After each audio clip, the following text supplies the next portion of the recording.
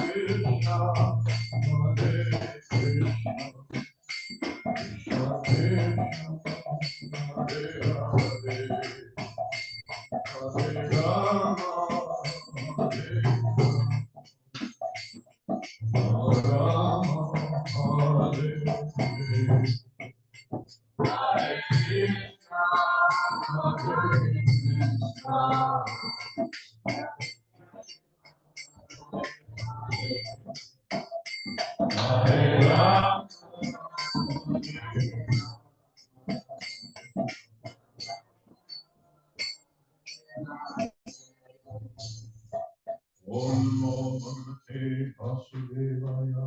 Om Namo Bhagavate Vasudevaya. Om Namo Bhagavate Vasudevaya. Om Namo Bhagavate Vasudevaya. Om Namo Bhagavate Vasudevaya. Om Namo Bhagavate Vasudevaya.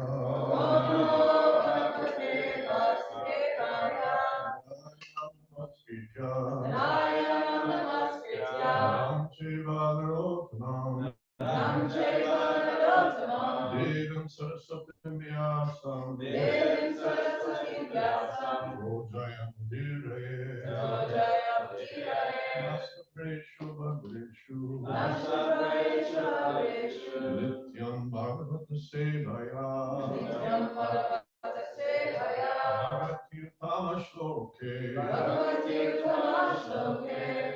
Bhaktir Bhavati Nashtuki. Bhaktir Bhavati Nashtuki. So what is your question? So we normally just go around with the translation, and then the 10th words, you should focus on the 10th words, but we direct the call response. Okay. So you start by reading translation. Yeah, for 1 to 10. Which How you just go ahead and read it. Yeah. I'll read one. And the fifth one. Okay. I just want to make sure I read. Okay. So not the verse, not the Sanskrit. No, just the translation. Okay. This is chapter 4, second canto. Process of creation.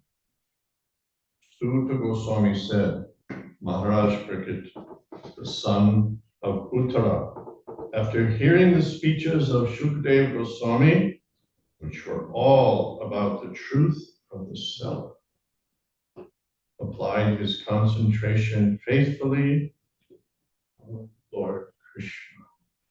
What do we do with the purport? We don't read just the translations. Just do the translations. Just the translation. Maharaj Parikshit, as a result of his wholehearted attraction for Lord Krishna, was able to give up all deep-rooted affection for his personal body, his wife, his children, his palace, his animals like horses and elephants, his treasury house, his friends and relatives, and his undisputed kingdom.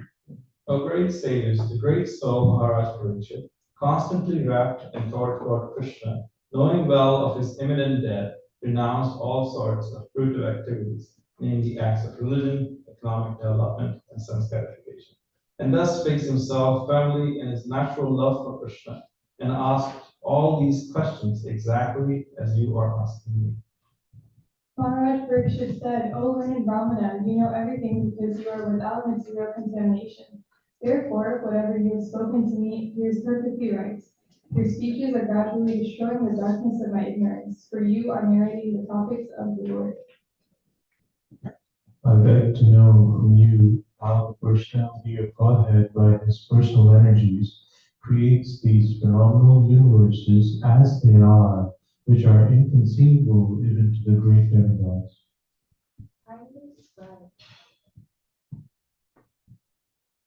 Kindly describe how the Supreme Lord, who is all-powerful, engages his different energies and different expansions in maintaining and again winding up the phenomenal world in the sporting spirit of a player. O learned Brahmana, the transcendental activities of the Lord are all wonderful, and they appear inconceivable, because even great endeavors by many learned scholars have still proved insufficient for understanding them. The Supreme Personality of Godhead is one. Whether he alone acts with the modes of material nature or simultaneously expands in many forms or expands consecutively to direct the modes of nature. Kindly clear up all these doubtful inquiries, because you are not only vastly learned in Vedic literatures and self-realizing transcendence, but also a great devotee of the Lord and therefore as good as a personality of God.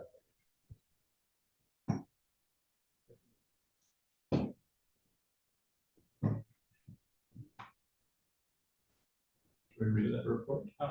You can do the Sanskrit like this, the regular, all response for the Sanskrit and so forth. The Sanskrit.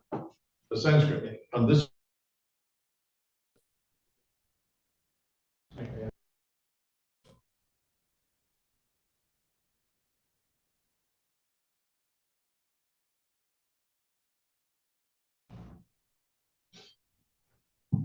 Vichikit Sitam me. Vichikit Sitam me. Vichikit Sitam me. Vichikit Sitam me. Ravitu Bhagavan Yata. Ravitu Bhagavan Yata. Ravitu Bhagavan Yata. Ravitu Bhagavan Yata. Shabde Brahmani Nishnataha. Shabde Brahmani Nishnataha. Shabde Brahmani Nishnataha.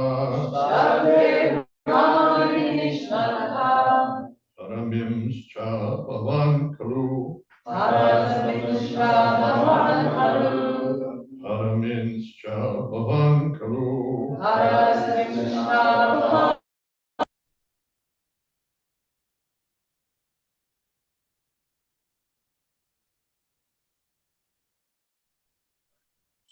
You are not only vastly learned in the Vedic literatures and Also a great devotee of the Lord, and are therefore as good as the personality of Godhead. May I read the purport? Yes.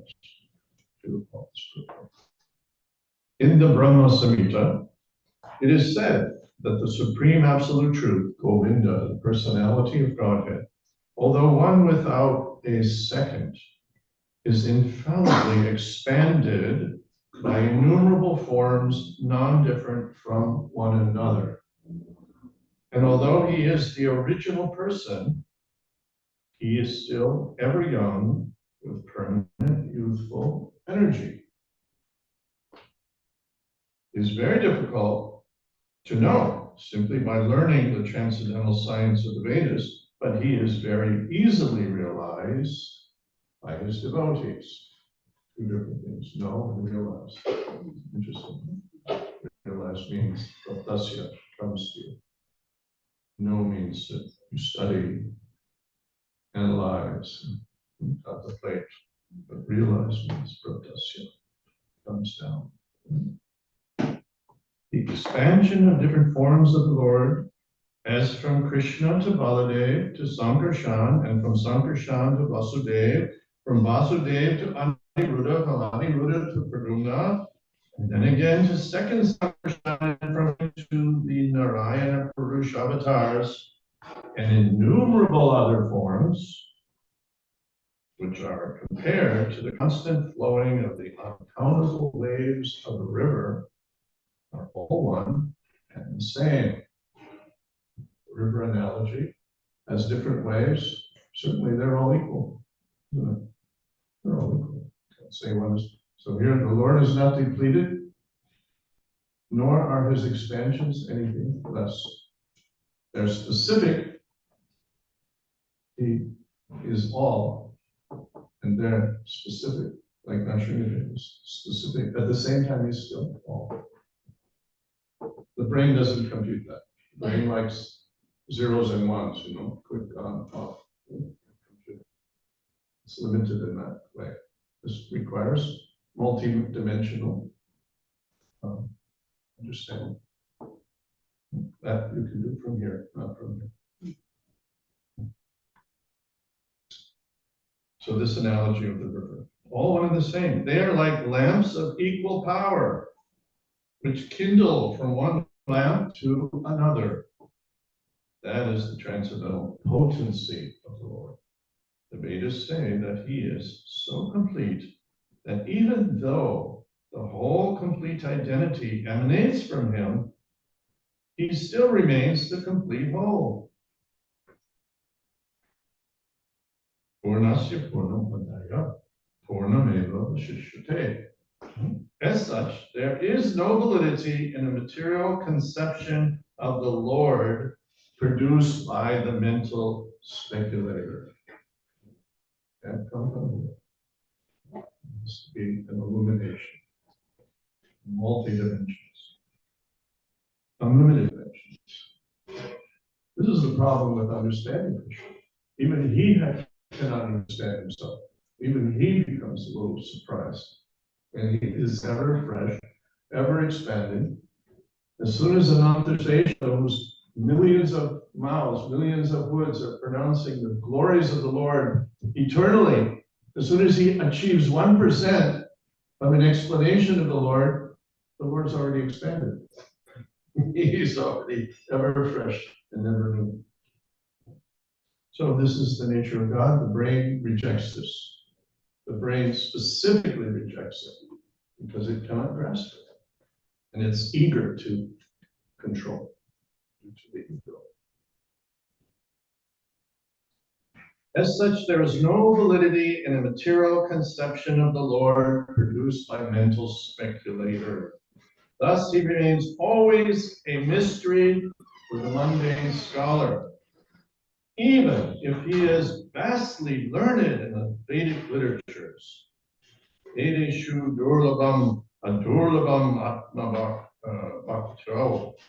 Therefore, the Lord is beyond the limit of conception for mundane learned scholars, philosophers, or scientists. He is easily understandable for the pure devotee because the Lord declares in the Bhagavad Gita that after surpassing the stage of knowledge, when one is able to be engaged in the devotional service of the Lord, then only can one know the true nature of the Lord. It's practically a mathematical axiom here, that if this little thing up here right? It fits just in this little skull cap. If it can put its arms around something bigger, it's become greater. It's mathematical. In fact, we cannot understand anything outside of these tiny little neurons and synapses, except in abstraction. You're perceiving this room, you're perceiving me in abstraction. Many of you might not even know my name. You certainly don't know my history. And even I don't know what's inside of me, even I'm bewildered. So what to speak of you who are not familiar. So it's a mathematical point here. But to speak of the Lord with every atom, every work, every particle, every thing imaginable is within him and by him. This little thing can't grasp it. But yet, this is the ego's arrogance that we think we're going to capture him in here. Really? Like I said, you can't even capture this room. You're baffled about your own self, isn't it? Aren't you always like, what's going on? Who am I? What am I? It's even baffling, but to speak of Krishna is important to understand this. The brain doesn't like this. It's very uncomfortable with this idea. It's like people have challenged so many times. Show me God. Can you show me God? They asked Srila Prabhupada so many times. Can you show me God? And Prabhupada said yes. But do you have the eyes to see? Do you have the eyes to see? It's like an analogy you may say, can you show me an atom? Yes, I can show you an atom, but do you have the eyes to see it? If you have an electron microscope, I can show you some facsimile of the atom, but you still won't understand the atom. Yet we go around saying, there's no God. You don't know anything. This is a major epistemological problem. You don't know who you are. You don't know where you belong. You're not sure where you should put your foot next. And you're declaring such massively, profound statements. This is the ego that deludes us because it wants to believe something. It wants to project us into a falsely created reality due to our desire. I'm sorry, I'm getting off the topic here. It's more important.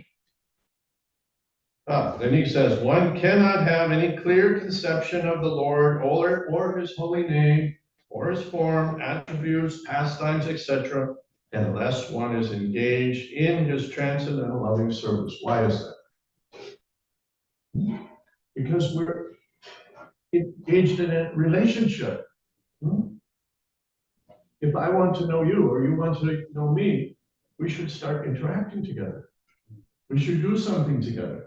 We should undertake a project together, right? Then we'll start to know a little bit about each other. As we'll see how we respond, what is our determination, what is our attitude, and you start getting a sense of somebody. All of you have some relationships, maybe some from childhood, some from present, but you all have relationships. And in those interactions, you get a sense of the person. Right? So how do we interact with someone who is our creator, who is our benefactor, who is giving us the very breath of life, the beat of our heart, with appreciation, with a sense of reciprocation. And real appreciation inspires giving back, reciprocation. This is love. And the relationship begins. And then we start finding out so many other amazing things. He's beautiful. He's mischievous. And it stirs our heart. When there's a little child and he's making mischief, mother gets mad, she shakes the stick like mother, but her heart is feeling more and more attractive. Okay? So we find out so many things about Krishna. And only by this method of interaction, in the correct relationship, is of course he is our benefactor, he is everything. And we are very, very small and vulnerable. At any moment, we could just be snuffed out of existence, what to speak of the body. So naturally, there's a relationship of someone who's great and who deserves our love and appreciation and action, service, reciprocation. And by that method, we begin to understand, not only because of the principle of interaction and observation and becoming familiar, hearing, thinking, understanding a little bit of how he behaves, but praptasya, I mentioned this word before, we say praptasya karyana gunanavasya. Praptasya means that which is given, that which is received. It's placed in us by the love of those superior personalities. They gift us. Praptasya. So that praptasya is obtained by giving that loving relationship to Krishna. The statement of the Bhagavad Gita that one must first of all surrender unto the Lord, being freed from all other engagements, means that one must become a pure, unconditional devotee of the Lord. Only then can one know him by the strength of devotional service. So when one fully surrenders to the Lord, when he has no other hope and no other interest, the Lord surrenders to him. It's natural. He is, love exists because it exists in him. Otherwise it cannot exist. Otherwise you're not talking about God. You're talking about something else. Right? If you're talking about God, everything exists within it. And love, which is the most dominant force. Go turn on the radio. What do you hear? All about love, love, love. It's forever, it's forever, it's forever. All these forevers, you know. And it's forever this one, and then, oh yeah, next year it's forever this one. And I moved over to forever this one. But why do we talk about this forever? Because love is only in the spiritual forevers. It doesn't exist within the temporary world. If it's temporary, I'm going to love you for a year. What kind of love do we? We're not talking about love. Love always exists in the forever, and the forever is spiritual. It's not in this material world. And the real love exists with God, who is the spiritual world is just a choir of glorification, service, and relations to the Lord. That is the spiritual. The sound is the names and the glories of the Lord. The smells, the service of the Lord. And that brings the joy and happiness and all the fulfillment that we're longing for in all the love songs. It's amazing. They make such beautiful love songs. But if you analyze the singer or the writer of the song in their life, hello, where did you learn about this love? Because you don't show it in your life. You haven't had it. You haven't achieved it. If it was achieved, the relationships could not break. And they always break. And even if the person holds on, then death will make the point finally. Don't love with this body, to love with this heart. So Maharaj Parikshit admitted in the previous verse that the Lord is inconceivable even for the greatest learned scholar. Why then should he again request Sukadeva Goswami to clarify his insufficient knowledge about the Lord? The reason is clear. Not only was Sukadeva Goswami vastly learned in the Vedic literature, but he was also a great self-realized soul and a powerful devotee of the Lord. A powerful devotee of the Lord is, by the grace of the Lord, more than the Lord himself. Wow, that's quite a statement. We say that.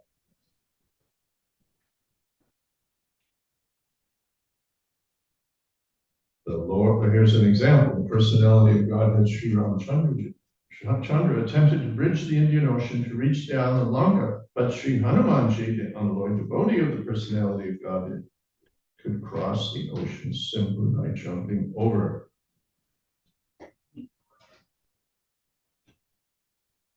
So when we're in difficulty, who is important?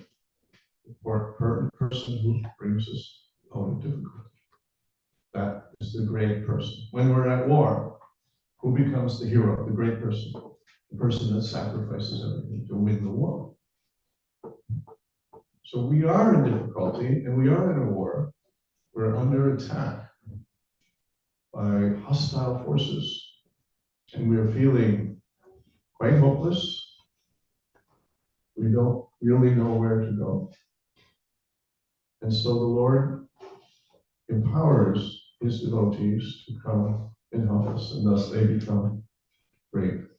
They become the most important.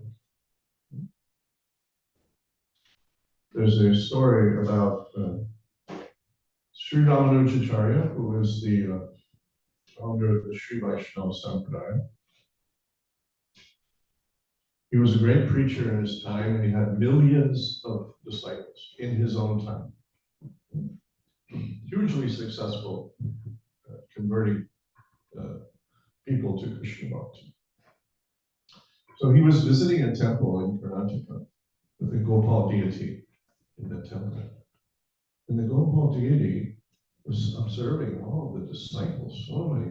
The temple was packed. There were people spilling out all over the area around the fields, following Sri Ramanujacharya. So Gopal spoke to Ramanuja, said, "How do you do this?" He said, "I cannot even do. You bring so many people to Krishna Bhakti, even I cannot do." Do you know Sri Ramanujacharya did? He said to Gopalji, "Well, there's such big man, stand up so high." He said, "You want to learn? Come sit here. I'll teach you." And there's to this day a deity sitting next to Ramanujacharya Gopal, taking lessons from Ramanujacharya. How to inspire bhakti in others. When Sri Advaita Acharya observed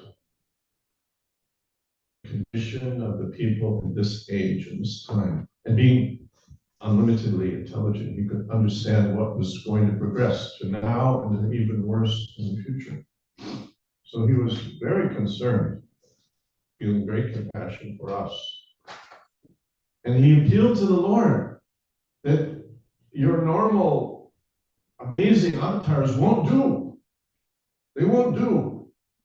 You have to send someone that's extraordinary, Mahavadanaya.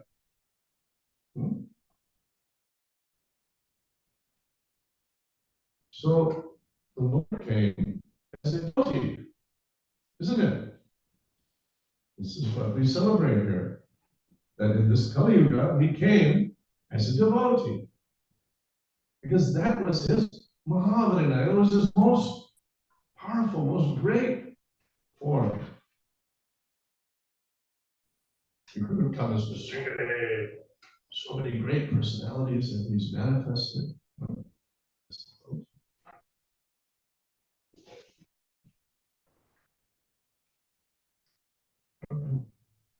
And similarly, in Bhagavad Gita, all of this vast knowledge that he was communicating to Arjuna, he summarized that the way forward is to approach the devotee. He's already seen the truth at the darshana. He's had the darshan of the tattva, of the absolute truth, the absolute pure energy of Krishna. And by that method, you can come forward. Srila Prabhupada once asked a group of us, what is the most important verse in Bhagavad Gita? And so many verses. Sarvadharma Parityajya, we come to so many, all wonderful, all most important. But in the end, Prabhupada said, Paripratena, Pariprasnena Sevaya, just approach a spiritual master. So that is the most important. Because what does it mean when you approach a spiritual master? It means you've humbled yourself. You've cried out to the Lord, I don't know. Send some way for me to go forward. Help me. In fact, those are my exact words in my prayer when I was the day before I saw Srila Prabhupada. I didn't know he existed, no idea. Somebody gave me a photo of it, 1969. That was my prayer the day before. I fell on my knees and I said, wherever I have to go, whatever I have to do, please take me now. I'm ready to abandon everything. The next day, Prabhupada came to my photo. That's what we do. This was the sign from the Lord how to go forward. So he became my everything. He became the most important. He became the greatest. And to this day, I don't know, I'm not advising this for you. I'm not an expert on the Siddhanta, Vaishnava Siddhanta, but for my heart, I don't know about it. Going back to Godhead sounds nice, but I just want to know what Prabhupada is. I just want to be there because he took care of me. He spoon fed me. He put his hand over me to protect me. And if he wants me to serve here or there, because that is my place of comfort, and fulfillment, and peace. A peace that is a sense of absolute safety and being in the correct position. That kind of peace. Not a nothingness peace, an active, alive peace. But yes, this is where I should be. This is who I am. This is what I should do. So the spiritual master. See, Krishna ultimately, who is the spiritual master? It's Krishna. Krishna is Guru. But he comes through his devotees and they add their own sweetness. Just like the word sukha. Sukha is referred to, the name of Sukadeva Goswami. Sukha means parrot. And the implication is that in India, it's known, mangoes are very prominent in India. There's, I think even commercially today, there's maybe 80 or 90 varieties of mangoes. And then beyond that, there's hundreds and hundreds of different variety types of mango. So it's a big thing in India. And the parrot is known to come and find a mango that's becoming ripe. And with his beak, he takes cuts the skin and takes a little bit of the juice. And somehow that triggers the mango to produce more sugar. It becomes sweeter. So the devotee, with his vast love for the Lord, when the words of the Lord, when the power of the Lord comes through him to help others, he sweetens it with his own personality. Isn't that what Prabhupada did for us? Right? So much so that we can be fully satisfied with him. Right? Yes, we know the Lord comes with him, and we're happy for that. It is unlimitedly wonderful. So this is how the devotee becomes so important. Even to the Lord, Krishna tells Uddhava in the 11th canto, and know it, my devotee is more than me. I consider him more than me. Think about it. If Krishna came to this world to spread the Sankirtan movement, and he said, do all these things, give up all these things, yama, niyama, right? Some things to do, some things not to do. It's the beginning of yoga, yama, niyama, right? Ni means not, right?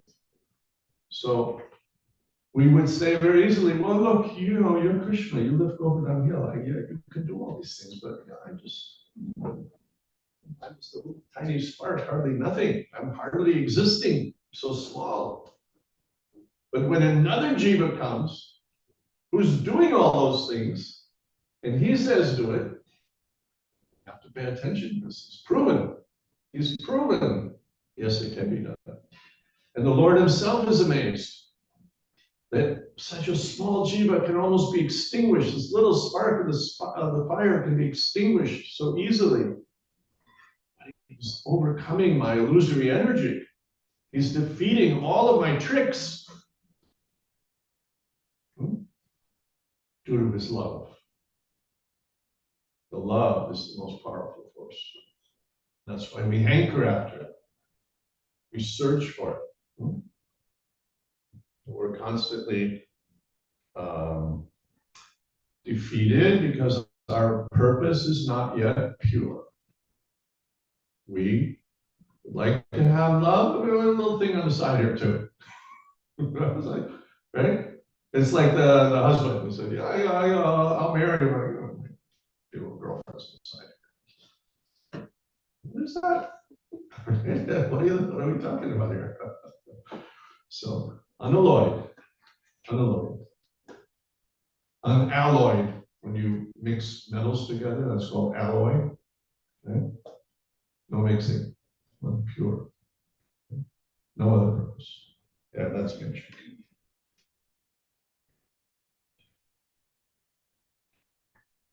So the Lord is so merciful upon his pure devotee that he presents his beloved devotee as more powerful than himself. When Mother Yasoda was chasing Krishna with a stick, he wasn't pretending to be afraid. He doesn't pretend. So he can be, some book can be written about it or something. He was afraid.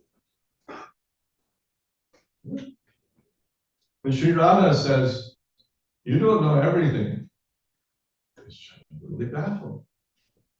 What does she say? You don't know? She says, you don't know what it feels like to love you. And then he's, oh, she's right. She knows something more than me.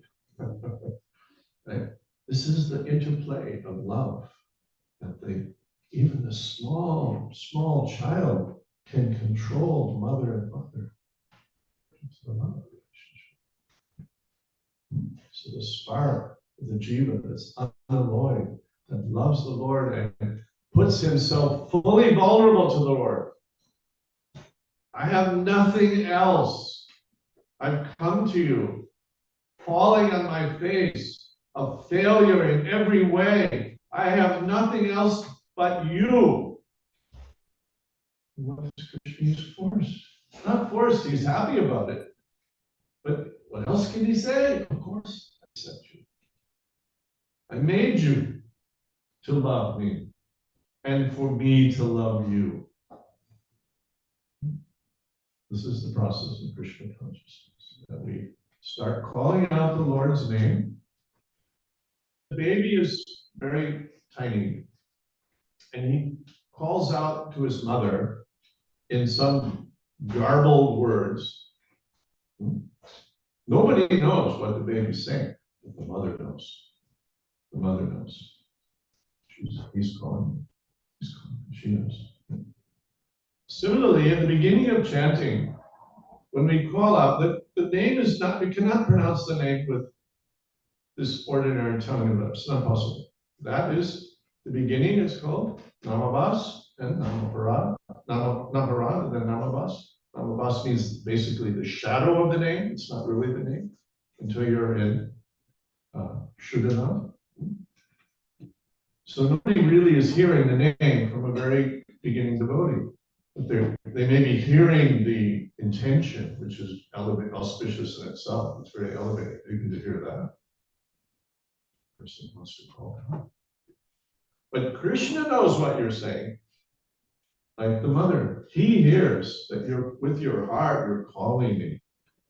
And now I'll help you clean up your messed up brain and intellect and clear out all the garbage and the accumulation of karma, sinful reactions. I'll help you sort so that you can achieve Shuddhanam. And when you achieve Shuddhanam, then you cannot stop chanting. That's how you achieve what, like Haridas Thakur. How could somebody chant so many names the whole day? He couldn't finish chanting. Because he's obsessed, because he's getting so much presence of the Lord in his name that he can't stop. That should have known. So this is the process, and the inspiration for this comes from devotees. And even the most junior devotee is unlimitedly auspicious. because their heart is calling out to the Lord. And that inspires us.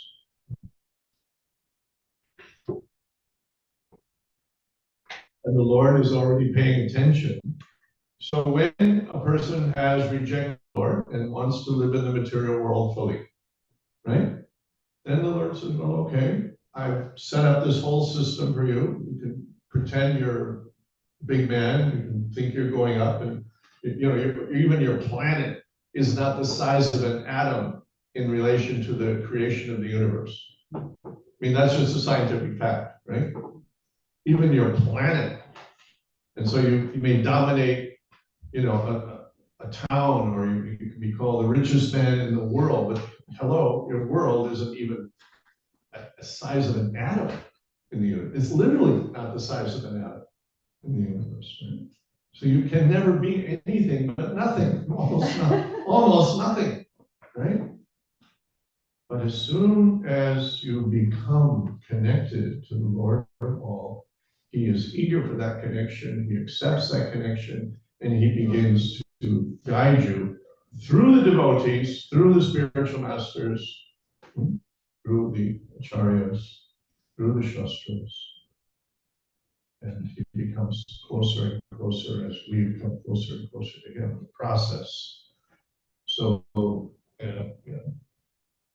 should read this term. But Durvasa Muni was saved by Maharaj Ambarish. His beloved devotee is more powerful than himself. The Lord expressed Himself to be unable to save Durvasa Muni. Durvasa Muni had been cursed because he had offended a devotee, right? And he came running to the Lord, free me from this curse. The Lord said, I can't do that. You were cursed by offending my devotee. Even I can't. You have to go to Him to get forgiveness. Right? So this is another point of how the devotee is so great. And of course, Ambarish Maharaj was so eager to forgive him. It was almost like, of course, why should I hesitate? Who am I to hesitate? The Lord gives me so much mercy. I'm not Yamaraj. So, therefore, not only is a devotee of the Lord more powerful than the Lord, but also worship of the devotee is considered more effective than direct worship of the Lord. Madbhakta, puja, vyadi, adhika. Sorry. The conclusion is, therefore, that a serious devotee must first approach a spiritual master who not only is well versed in the Vedic literatures, but is also a great devotee with factual realization of the Lord and His different energies. Without the help of such a devotee, spiritual master, one cannot make progress in the transcendental science of the Lord. And a bona fide spiritual master like Shukadeva Goswami does not speak about the Lord only in the matter of His internal potencies, but also explains how He associates with His external potencies. And then, of course, this is referring to this chapter subject, which is the process of creation. We're talking about the external potencies of the Lord, which is also amazing, magnificent. The Lord's pastimes in the internal potency are displayed in His activities in Vrindavan. But His external potential works are directed in His features of Karana Vashai. I want to use Vashai. Okay. Karana Vashai Vishnu, Garbha Dakshai Vishnu, and Kishore Dakshai Vishnu. Srila Vishnu Chakravarti offers his good counsel to the interested Vaishnava when he says that they should not be interested in hearing only about the Lord's activities like Rasa Leela, but must be keenly interested in His pastimes, in His features of the Purusha avatars in connection with Shristi Tattva, creational functions, following the examples of Maharaj Parikshit, the ideal disciple, and Shukadeva Goswami, the ideal spiritual master.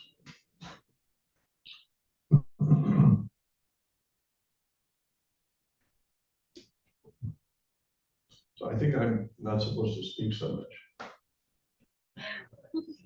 Maybe the others should either correct me or give some points of advice on this verse.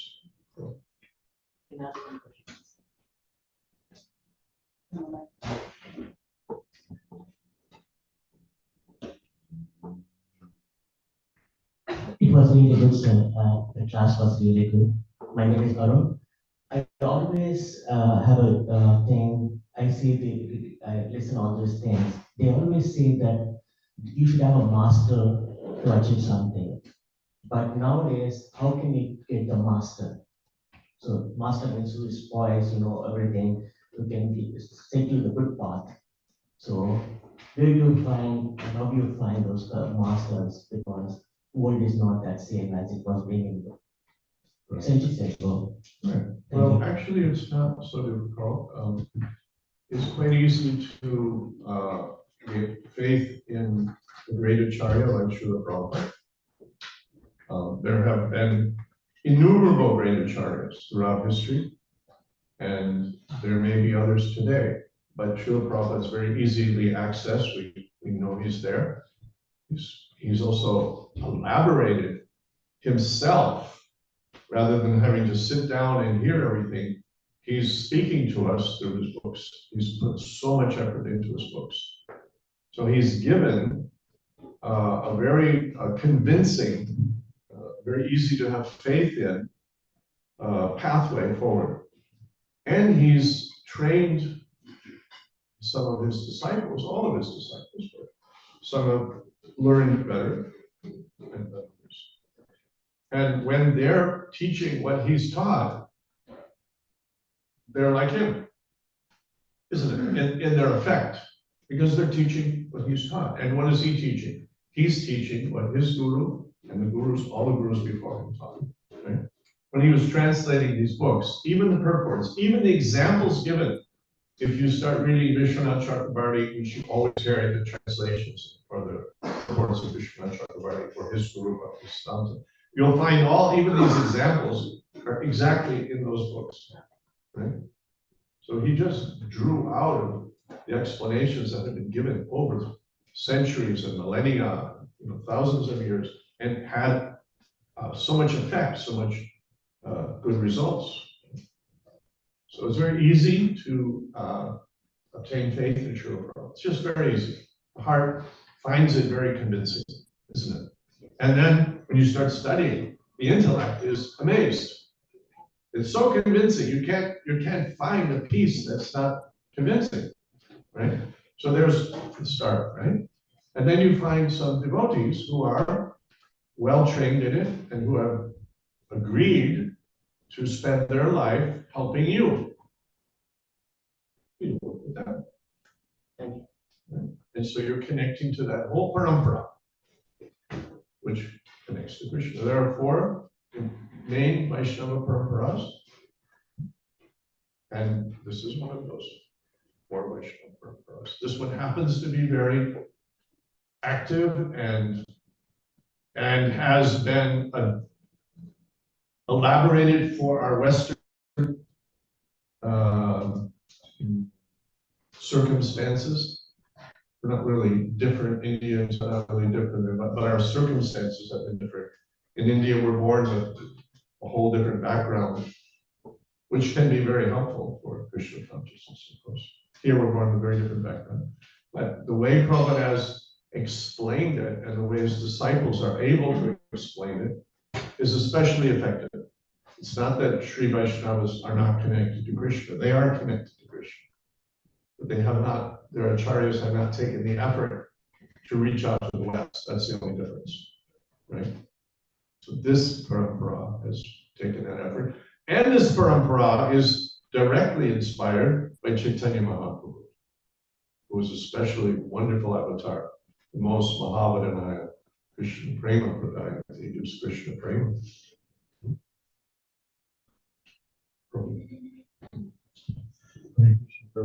Thank you so much for a heartfelt class.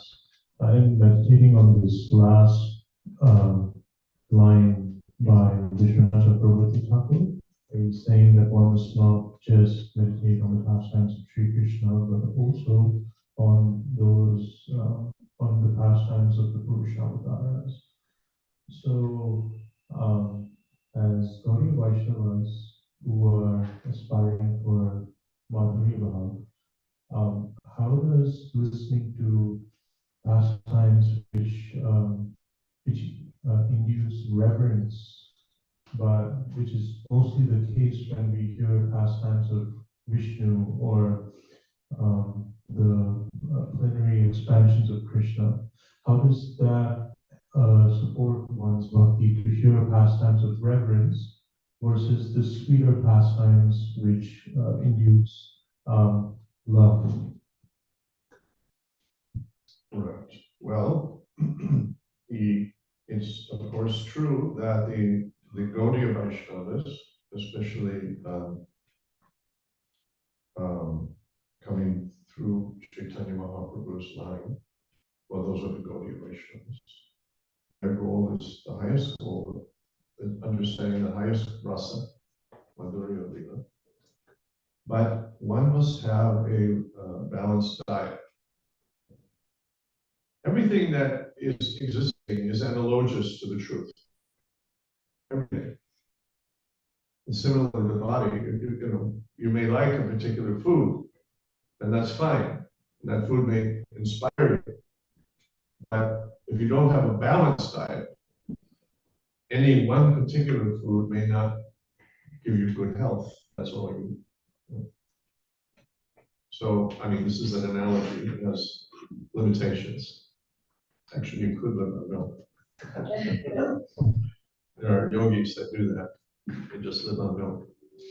But I'm trying to make an analogy that a well-balanced diet is required. And to understand the Lord in all different ways enhances our understanding at the level of Madhurya Lila.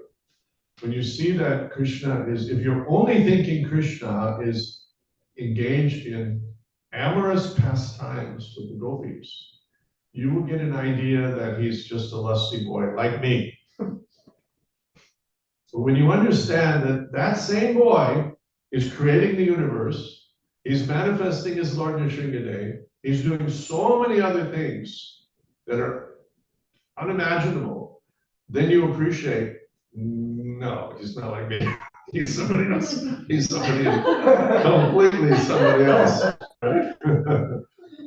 And therefore you understand the Madhurya Lila even better. You understand this is not ordinary lusty boy. This is a boy who is exchanging love at the highest level, the purest level, the most at perfection, right? Because he has so much power, so many other aspects that support that understanding of who he is. And so without having that rounded understanding, you can't even understand the Madhurya Lila just by focusing on the Madhurya Lila. Therefore, the Srimad Bhagavatam develops over 10 cantos, and then it's topped off with 11 and 12. And it's building up, right?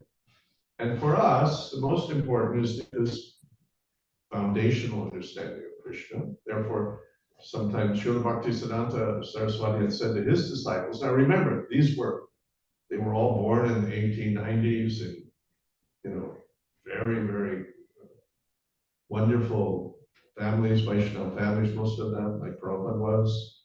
Most of them were sannyasis.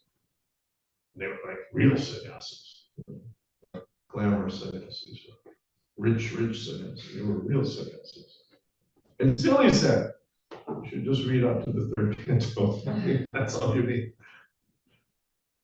It didn't say rush up to Madhurya Lila. But that tendency was there.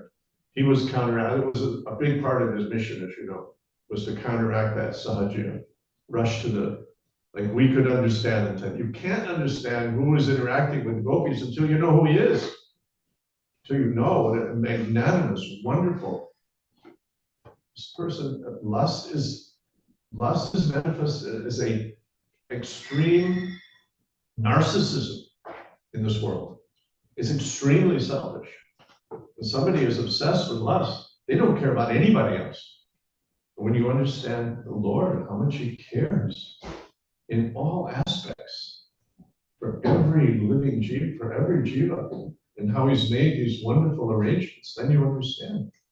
This is a very different kind of, very different kind of person.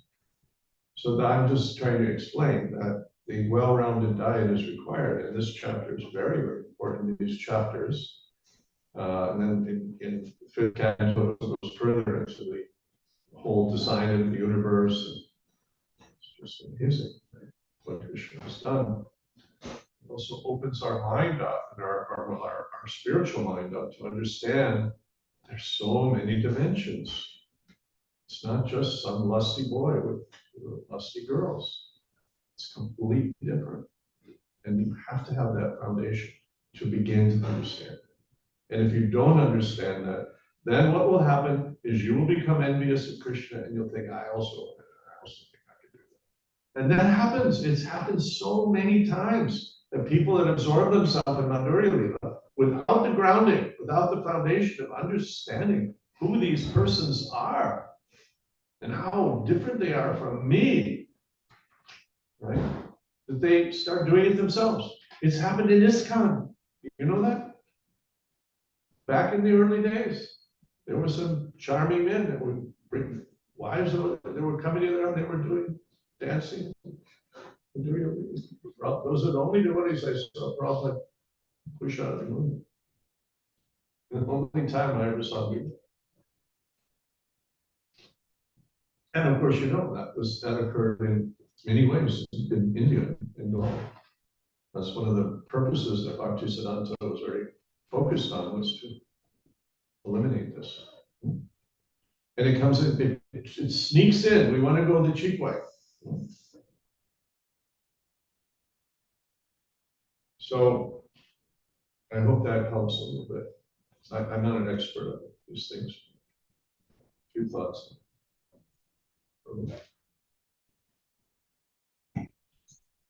Thanks so much for your wonderful discourse. Which are very personal. Well, I actually don't understand anything, so I don't have any choice but to talk from the heart. Yeah. Because I don't have any intellect. Yeah, I really can feel that, I'm sure. I do.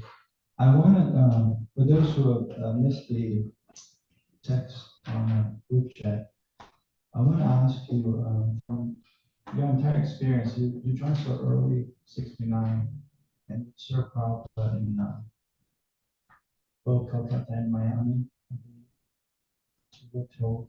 And then later on, also during the Prabhupada's closing, sometimes you were there as his nurse, aide, and confidant. And now, as you've been serving in South India and Jaipur, of all those like places and services you have to Prabhupada, which one kind of is most special, or you feel that that connection strongest? Which one is most special experiences of serving Srila Prabhupada? You feel connection in the strongest. Helping other devotees come forward. I mean, I held him in these arms and bathed him and washed him daily, and when he was ill, slept next to him. He told me never leave my side day or night, and watched him exhibit ecstatic symptoms that I can't even repeat. But you asked me what's the most special? It's helping other devotees. That's when I felt that he was most pleased with me. There's nothing sweeter than that. That was his mission, and that's what pleases him most. Taking care of him was like, once I was cleaning him, when he was ill, he couldn't even move his arm, so we put him in fresh silks. I put him in fresh silks twice a day. He was Jagadguru, the little gold buttons that had him clean, washed, everything. And once he was watching me clean him, and he said, "It is a nasty business." I looked at him, I said, "No, sure." He said, "You don't mind?" I said, "Sure, Prabhupada, if you don't let me serve you, I will go serve Maya."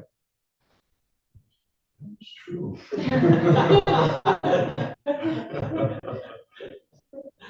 But of all the services, that wasn't important to him. What was important to him was helping others to come forward to Krishna. That was his life mission, wasn't it? He wasn't there for receiving all this. He took it because that's appropriate, the worship, to teach us, right? I remember I was running a Sankirtan party years ago, and some of the devotees, I was far elder to them in age and in experience, and I was running the morning program, I was cooking for them, I was going on a Sankirtan with them, I was doing the whole thing, sleeping on the cold floor in the middle of winter, you know. And some of the devotees, they didn't know etiquette. So I started doing obeisances to them, and then forced them to do obeisances in return. And that is the real spirit, is to help others come forward. That's how Prabhupada was accepting worship. You follow what I'm saying? In India, my students, like Kalakanta Prabhu and others here have students, right?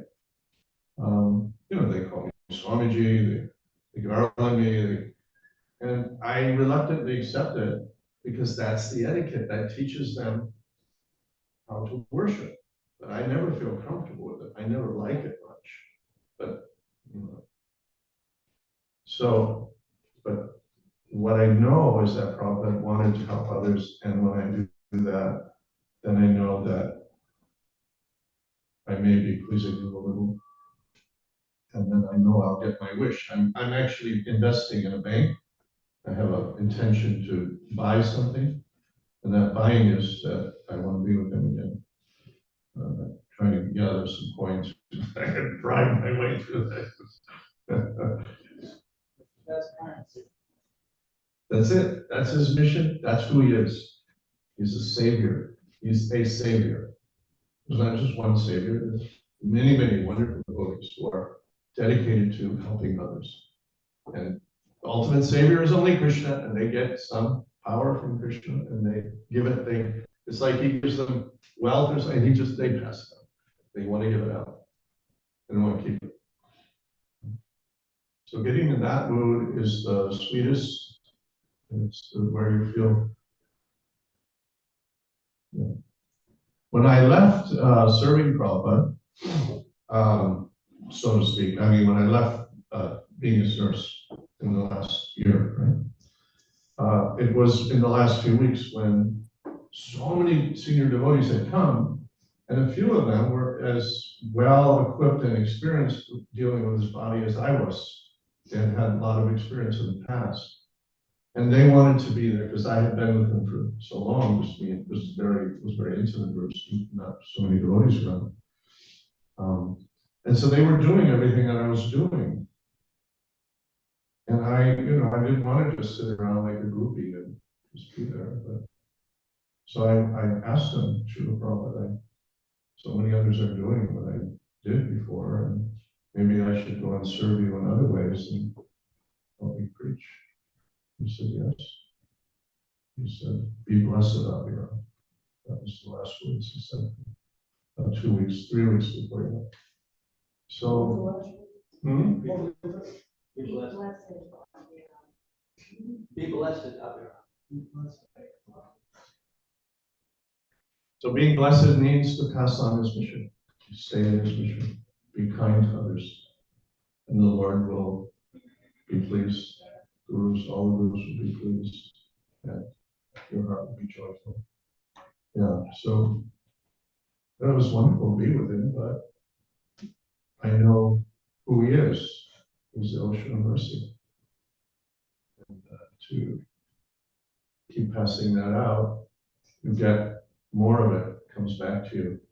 You get to taste it again. When you see another devotee suddenly feel the burden, the pain of material life lifted, when someone first starts chanting, all of you have had that experience. When you first got that faith that I'm actually connecting with God here. There's that, it's a type of liberation. It's a mukti. Suddenly you feel hope. It may be a long way ahead, but at least you see light on the horizon. You know you're going in a good direction, finally. So there's that great happiness that comes. Well, that's where I want to be. I just want to be right there to watch that happen.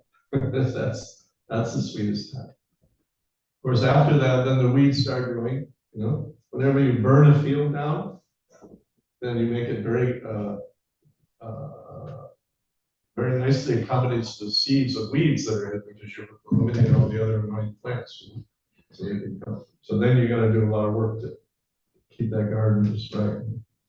So that's also nice to keep going like that. So all of this, we must learn to cultivate an understanding of Krishna, and we should help others to do it.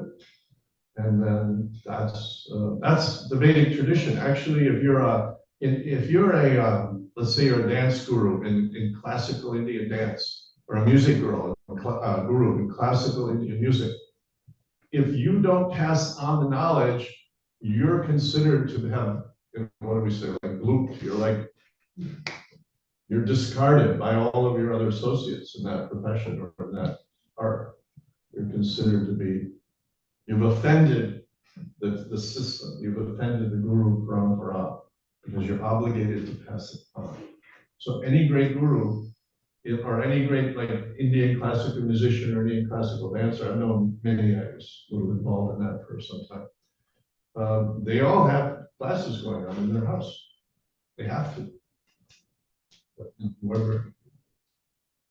So that's just all part of the whole Vedic concept. It's literally an educational ecosystem. Vedic society is an educational ecosystem, helping everyone come up in every way. That's actually what it is. And when you enter into the high levels of Vedic knowledge, then you're entering into bhakti. Those are the highest pinnacles, where your whole being is given to the Lord of the universe.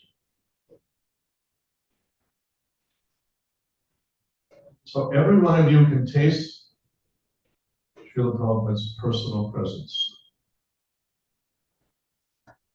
I really mean that. His physical presence I have had an abundance of experience with, but I've understood and tasted the sweetness of his person so much more, and so consistently through helping others to come toward Him and come towards Krishna. So there's no limitation that you weren't born in this time or that you weren't there. His mission is here, and that's who he is. He's nothing but his mission. He's nothing but that merciful guru. And you can immediately interact with him and his devotees. And they may in turn act as guru, but they're all connected like this. It's him expanding out through them. And the grandfather is an interesting phenomenon. The grandfather seems to, when he first has his children, he's a young man, he thinks, my God, I never knew what love was until I had a child. Ladies have the same experience. I thought I knew it. I didn't have any idea what love was until I had a child. And grandmother or grandfather, you think, wow, there's a whole other level I moved to. It goes deeper. And in fact, it has an unlimited, that ocean is no bottom. So you actually receive a great deal of more affection from like that also from Brahma. And by coming through his disciples, you're getting the benefit of their bhakti added into it, which sweetens the whole milkshake. That'd be great, friend. It keeps going. The ocean has no bottom. Thank you so much for. Thank you for what was very nice. Yeah, when are you going to come back again? Visit sometime. I just follow my nose wherever. I'm in town for maybe another week or so. Yes, I mostly live in India, and I have some students in the Rajasthan area. Yeah, so who's helped me numerous times. We've been very close friends for many, many decades. And his wife, who's a great lady, great devotee. They know very well. I have also try to establish an ashram. I have farms in India, a couple of organic natural farms. I also have a permaculture training center, Bhaktivedanta Permaculture Training Center. Mostly I'm taking young boys who were born from devotee parents, who went through Gurukula, and are now thinking, how do I become an adult, a family man, and live forward?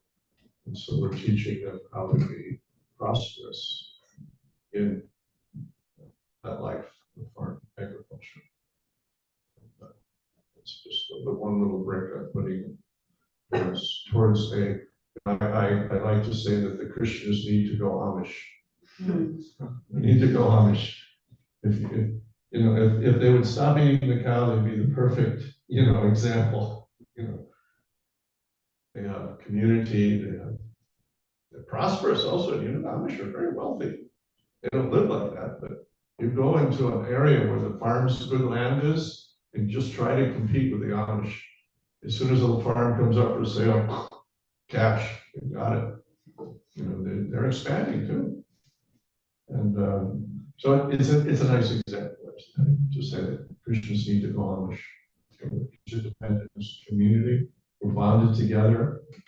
Instead of just that we visit together and every once in a while gathering or a class or our team, actually are intertwined together as a community. That's the long-term future of the Christian conscious movement. It keeps expanding into all aspects of life. Then the children that will come out of that, they'll be rishis. And that's what we need to really conquer the world, the rishis. And when they walk on the earth shakes. And that's possible. It's fully possible with the power of the name. Hare Krishna, thank you.